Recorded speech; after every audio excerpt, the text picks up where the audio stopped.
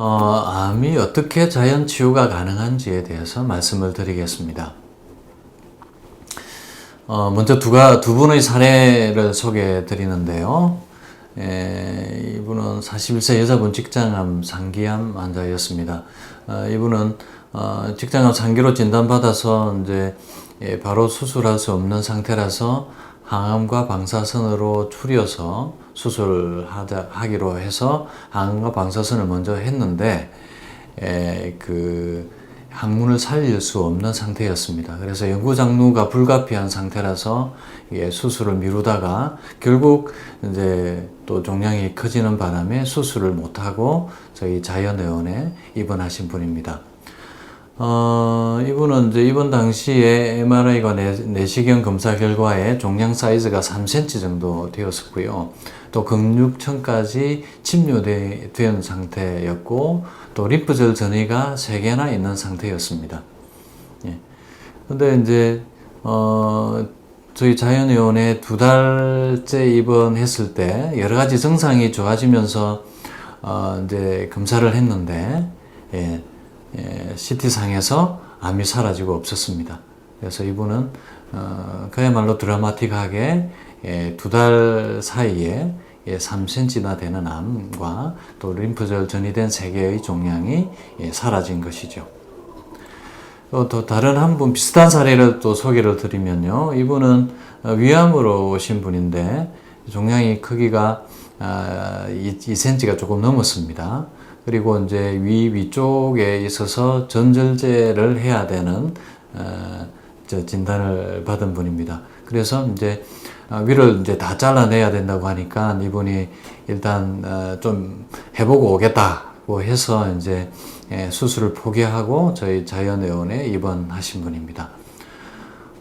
이분도 이제 2달 동안 입원하고 처음에는 이제 또 불안해 하셔서 또 자식분들이 이제 수술이라도 하자고 해서 이제 저한테 수술하고 오겠습니다 하고 이제 나가셨던 분입니다. 그런데 CT를 찍고 내시경 검사를 했는데 암이 사라지고 없었던 거죠. 이분도 2달 사이에 드라마틱하게 암이 사라지고 없어진 분입니다.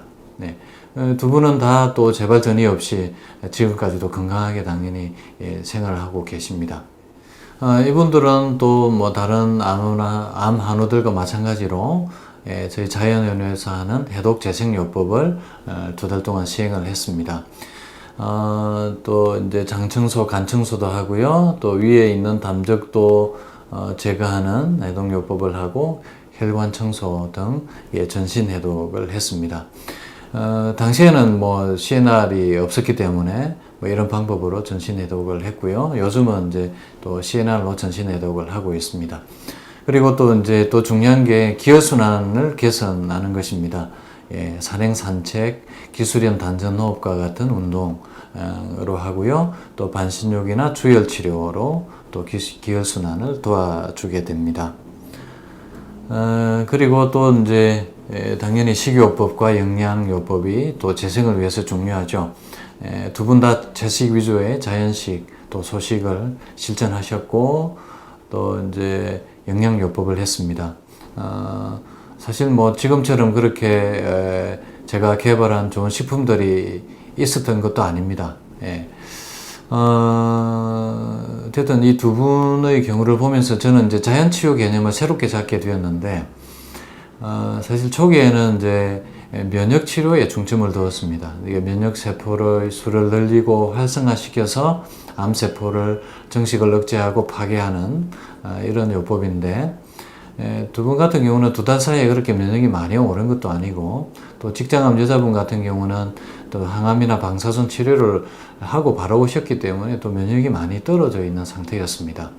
그럼에도 불구하고 이 두 분이 2달 사이에 암이 없어진 결과가 있었던 것은 다른 어떤 비밀이 숨어 있었던 거죠. 그래서 제가 이제 자연치유에 대한 개념을 이 두 분을 계기로 새롭게 잡게 되었습니다.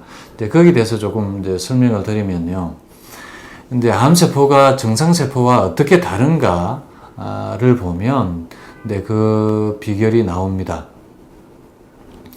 먼저 이제 정상세포는 이제 뭐 당연히 해독, 그 노폐물과 독소가 적은 환경이죠. 암세포는 이렇게 노폐물과 독소가 많은 환경에서 생깁니다. 그리고 이제 또 정상세포는 혈액과 림프 순환이 원활한 상태입니다만 암세포는 이것이 막혀 있는 상태에서 잘 생기죠. 그러니까 당연히 산소가 모자라는 혐기성 무산소 상태에서 암이 생깁니다. 이거는 이제 암세포는 혐기성 세포입니다. 네. 그리고 이제 암세포는 이제 정상적인 혈관 분포가 되지 않는 상태에서도 또 증식을 하는데요. 그것은 곧 이제 이 포도당 대사를 하는 것이 아니라 그 대사 물질인 젖산 피로 물질이죠. 젖산을 발효해서 에너지를 얻습니다. 네. 그래서 이런 정상세포와 암세포의 차이점을 보면 우리가 이제 노폐물 독소가 많이 쌓여 있고 혈관과 림프관이 막혀 있는 환경에서 암세포가 생기고 증식이 된다는 거죠. 네. 그래서 우리가 이제 이런 환경을 없애주는 것이 관건이라는 것입니다.